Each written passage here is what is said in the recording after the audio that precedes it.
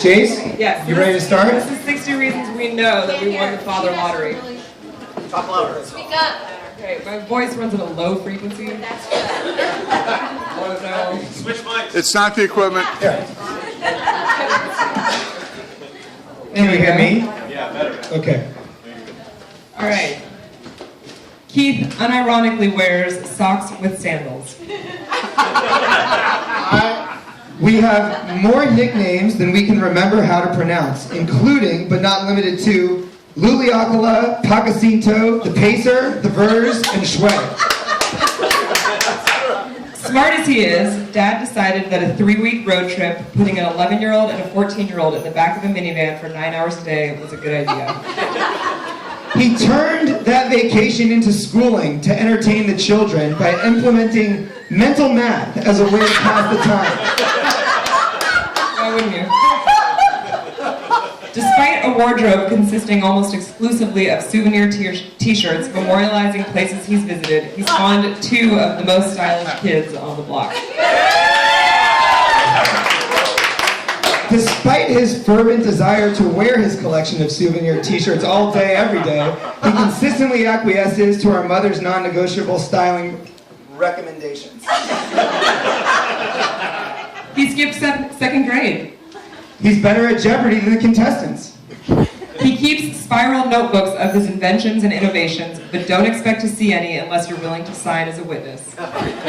He had a tandem bicycle custom built so that my mom could share in his favorite activity, even though she simply stares at his back and doesn't pedal.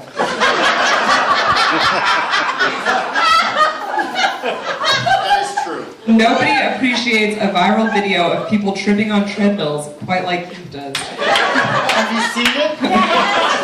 He has a bird that qualifies as an endangered species, legally protected from both poachers in the wild and my mother and sister in our home. Though we hate to admit it and can't stand when it starts up, he does have a lovely whistle. He constantly takes Mensa quizzes to make sure he's still in the club.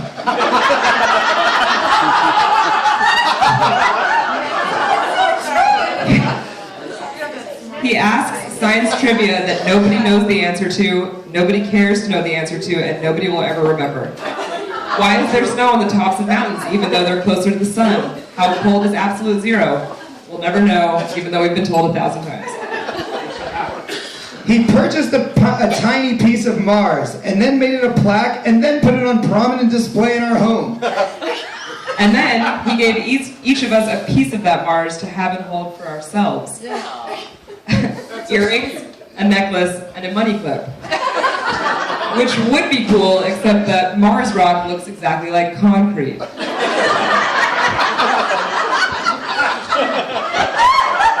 We learned early on that with an ER doctor as our father, our illnesses would never be considered that severe. I had a perfect attendance record in high school 3 of the 4 years because I was never sick enough to stay home, except for Jewish holidays. On the night of my initiation into my very short-lived sorority, we were surprised with congratulatory letters from our parents. The other girls opened theirs and began tearing up. This doesn't sound good. I opened mine and read, "To be read in the voice of Stewie Griffin." He takes pride in shocking, challenging, and tickling all of you and embarrassing all of us with his annual holiday greeting card.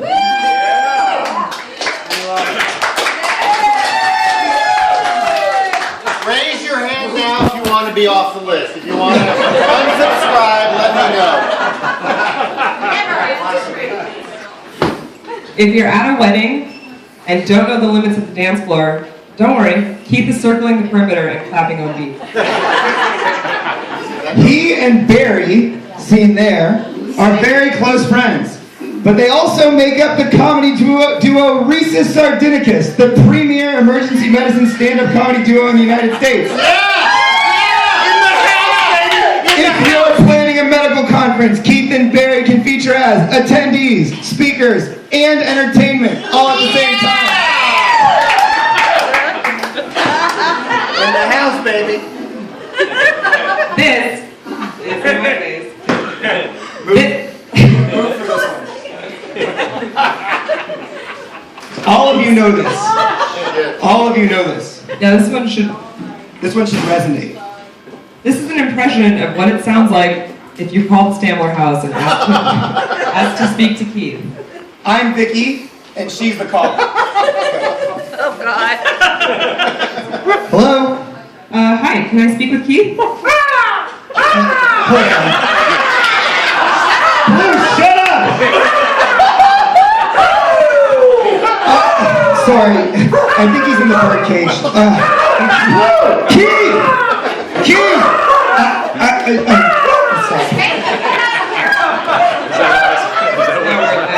I swear to God, every day. It's non-stop. Every fucking day. He's the most fervent supporter of Solomon's snowblades. If you get on a chairlift with him, he'll convert you from long to short. Yeah. If he sees you on the mountain, he'll just yell at you, Snowblade Nation! He has one of the best kaleidoscope collections in Southern California. True. He can't throw anything away. True story from the other day. I went to get a glass of apple juice, but after a few hearty gulps, I realized it was the pre-mixed cocktail from the holiday party from early December that all of you were at. He smiled at me and said, I'm almost finished with that. Every day that bad boy goes down about a quarter inch, and it was a 2-gallon jug.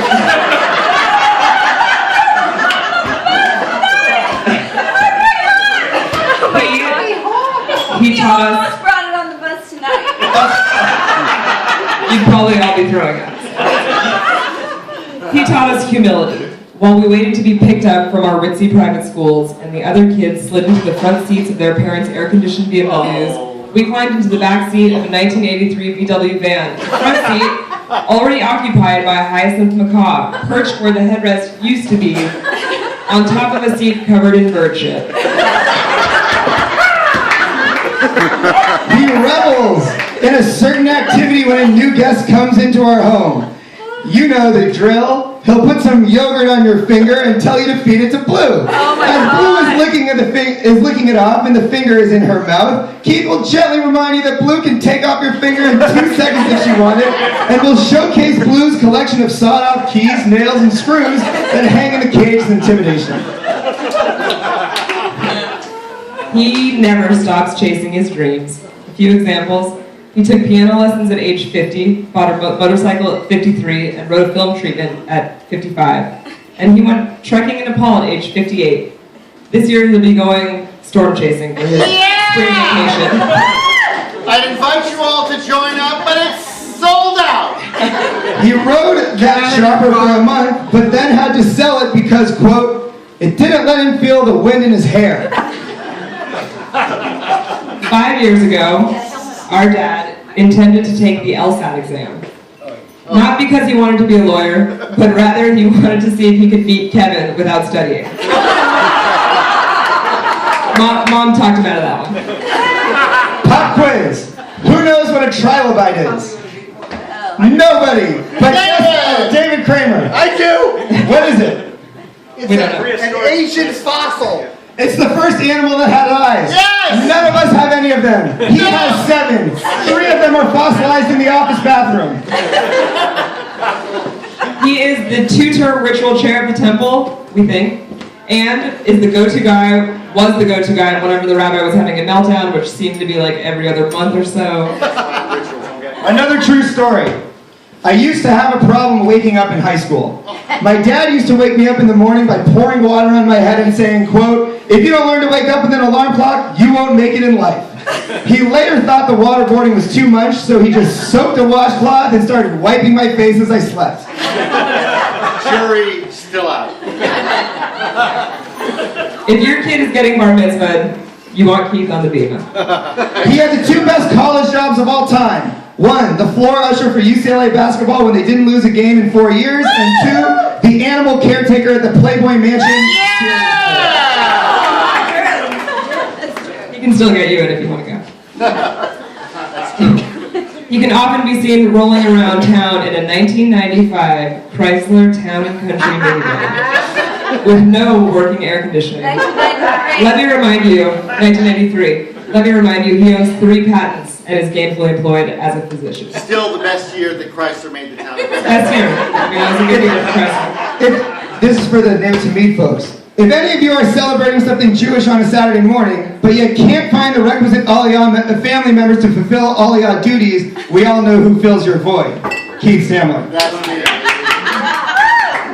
He has patents on not one, not two, but 3 wound irrigation systems. Be jealous.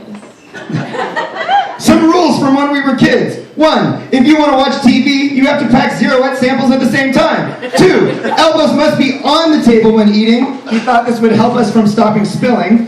And 3, you're at 20 years old. You're too old to ask for Hanukkah and birthday gifts, so stop asking. We'll never stop. He loves Denny's. He owns a 1995 Jaguar, but treats it like a 2014 Lamborghini. Kelly Blue Book says 6,500. Is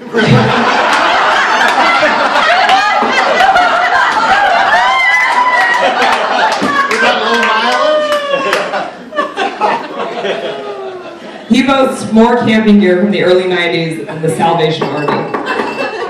My entire high school basketball team, including the coach, called him the Birdman.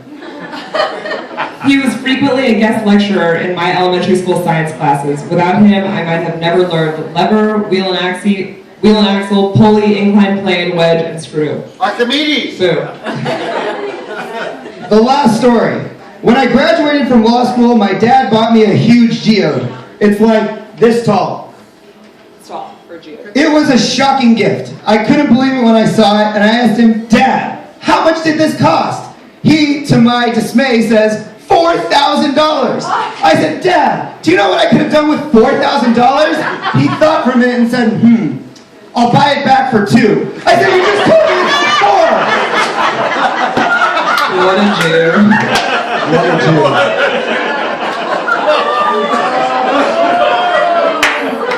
He taught us the value of giving as soon as we had any means to give. He taught us the value of working, earning our keep, and suffering the consequences when our laziness prevailed.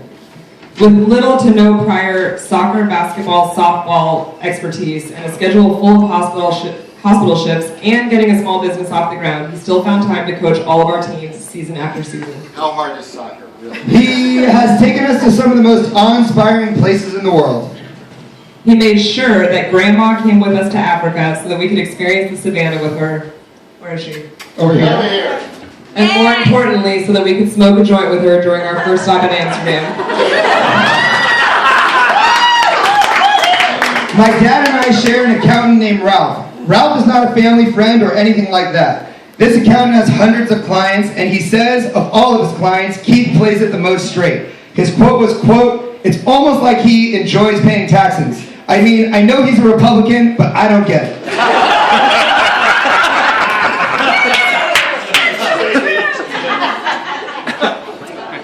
For being generally science-minded, he is extraordinarily clever with words and word games, handy with tools, and even pretty artistic. He planned an epic surprise 50th birthday party for my mom, complete with a surprise party, a surprise cruise, and maybe most thoughtfully, surprise video messages from all her favorite friends and celebrities to join her on the trip. Even though we roll our eyes, he continues to make annual Thanksgiving speeches that remind us of our gratitude, and we love him for it. Whenever our family had a fight, he took control, righted the ship, always reminding everyone that we loved each other, and that mattered more than anything else. While he would never, ever write us doctor's notes in school, he never seems to hesitate to help countless friends and family members in their times of need, which they appreciate and we are bitter about. He's the only person I've ever met that I can honestly say cares more about other people than he cares about himself. He constantly blows me away with both his generosity and just general willingness to help other people, mostly in non-monetary ways. One of the many examples is his recent voluntary trip to Haiti in the aftermath of the Haiti 2010 earthquake. We make jokes about Mensa and science quizzes, but he is actually the smartest person that we know. Maybe we don't know that many people, but he is the smartest person. He has some of the greatest friends in the world, without whom this great party would not have been possible. So we thank all of you. Everybody. Some of you know this about me, but I'm a promoter. And I don't know if I could have got this many people to come out on a Sunday night. So, thank you. Hats off to you. And most important of all, He married our mom. Happy birthday.